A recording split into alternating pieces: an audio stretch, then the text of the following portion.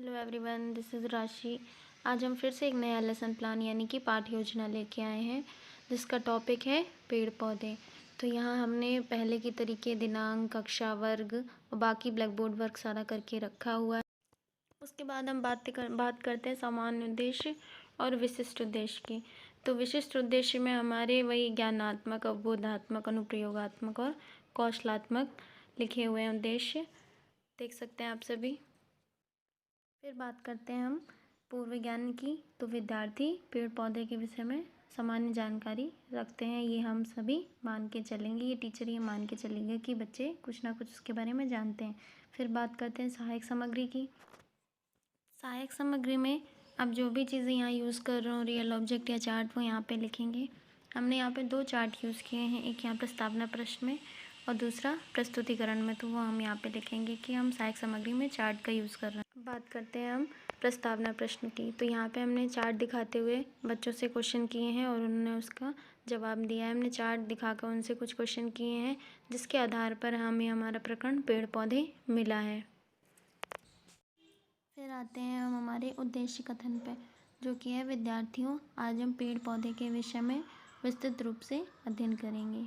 फिर बात करते हैं प्रस्तुतिकरण की, जिसमें हमारी हेडिंग होती है शिक्षण बिंदु, छात्राध्यापिका क्रियाएं, विद्यार्थी क्रियाएं, शिक्षण विधि, सहायक सामग्री और शामपट कार्य।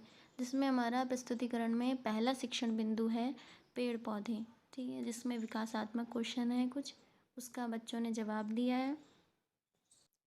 पहले शिक्षण बिंदु में यहाँ पे चार्ट दिखाते हुए हमने बच्चों से पूछा है कि इस चित्र में क्या बना है या उन्हें क्या दिखाई दे रहा है, जिसका बच्चों ने जवाब दिया है और हमें हमारा प्रकरण प्राप्त हुआ है, जिसका हमने यहाँ पे स्पष्टीकरण किया है। फिर हमारा दूसरा शिक्षण बिंदु है पेड़ पौधों के भाग। तो पेड़ पौधों के कौन कौन से भाग होते हैं, जैसे जड़ है, तना है, पत्ती है, फूल है, यहाँ पे हमने उन सभी का स्पष्टीकरण किया है पेड़ पौधों के भागों का। यहाँ पे हमने पेड़ पौधों के जो भाग हैं, पत्ती, फूल, फल, बीज, उन सभी का यहाँ पे स्पष्टीकरण किया है, जिसे विद्यार्थी ध्यानपूर्वक सुन रहे हैं। फिर बात करते हैं हमारे तीसरे शिक्षण बिंदु पर, जो है पौधों का महत्व। तो यहाँ पे हमने पौधों के महत्व के बारे में बताया, जैसे वो कार्बन डाइऑक्साइड ग्रहण करते हैं या ऑक्सीजन का उत्सर्जन करते हैं, प्रकाश संश्लेषण के द्वारा भोजन बनाने में सहायक होते हैं, मृदा संरक्षण में सहायक हैं, या हमें विभिन्न प्रकार की औषधियाँ, फल फूल आदि उनसे मिलते हैं। ये सारी क्या हैं, पौधों के महत्व, जिसे हम उन्हें बता रहे हैं और विद्यार्थी ध्यानपूर्वक सुन रहे हैं। फिर बात करते हैं हम बोध प्रश्न और शामपट सारांश की। बोध प्रश्न में हमने यहाँ पे 3 क्वेश्चन दिए हुए हैं, जो कि हमारे लेसन प्लान से ही रिलेटेड है।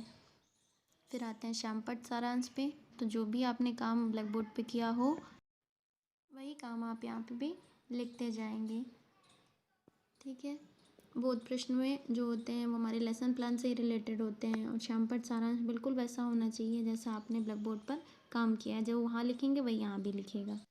बोध प्रश्न और शामपट सारांश के बाद हम बात करते हैं कक्षा निरीक्षण कार्य, पुनरावृत्ति प्रश्न और गृह कार्य की।